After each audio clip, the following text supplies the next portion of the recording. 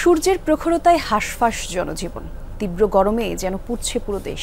টানা দ্বিতীয় দিনের মতো সর্বোচ্চ তাপমাত্রা রেকর্ড করা হয়েছে চুয়াডাঙ্গায় ৪২ ডিগ্রি সেলসিয়াস।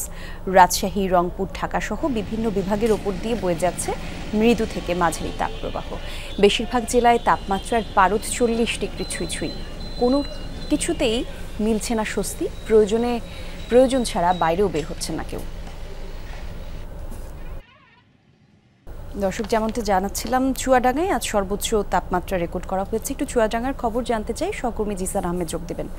জিসান, চুয়াডাঙ্গার তাপমাত্রার খবর আমরা জানালাম, জনজীবনের প্রভাব কেমন পড়ছে, সাধারণ মানুষের কষ্টের খবর একটু আমাদের জানাবেন।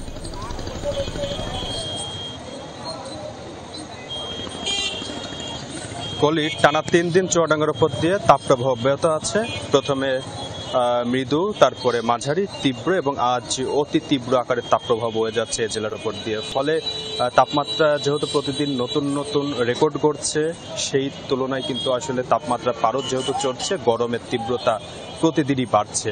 সাধারণ মানুষ, খেটে খাওয়া মানুষ কিংবা সব শ্রেণী পেশার মানুষ যারা রয়েছে তারা কিন্তু চরম ভোগান্তিতে পড়েছে, দুর্ভোগে পড়েছে। এই গরমের কাছে তারা আসলে কাহিল হয়ে যাচ্ছে, হার মানছে। কেননা তীব্র গরমে তারা না পারছেন ঘরে অবস্থান করতে, না পারছেন বাইরে বেরিয়ে কোথাও স্বস্তি খুঁজে পেতে। সব মিলিয়ে আসলে তারা এক প্রকার দুর্বিষহ জীবন পার করছে। আমরা দেখছিলাম চুয়াডাঙ্গা শহরের বিভিন্ন এলাকাগুলো ঘুরে ঘুরে অন্যান্য দিনের তুলনায় আজ কিন্তু শহরে যানবাহনের সংখ্যা অনেকটাই কমেছে, সাধারণ মানুষের সংখ্যা অনেকটাই কমেছে।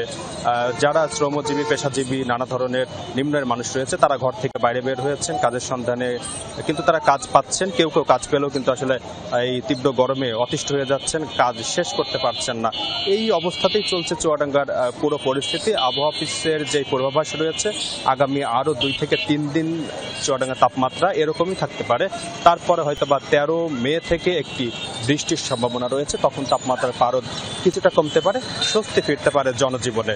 একই সাথে কিন্তু আমরা দেখেছিলাম চুয়াডাঙ্গা সদর হাসপাতাল সহ চুয়াডাঙ্গার 4টি যে স্বাস্থ্য কমপ্লেক্স রয়েছে সেখানে কিন্তু গরমজনিত রোগীর সংখ্যা বাড়ছে।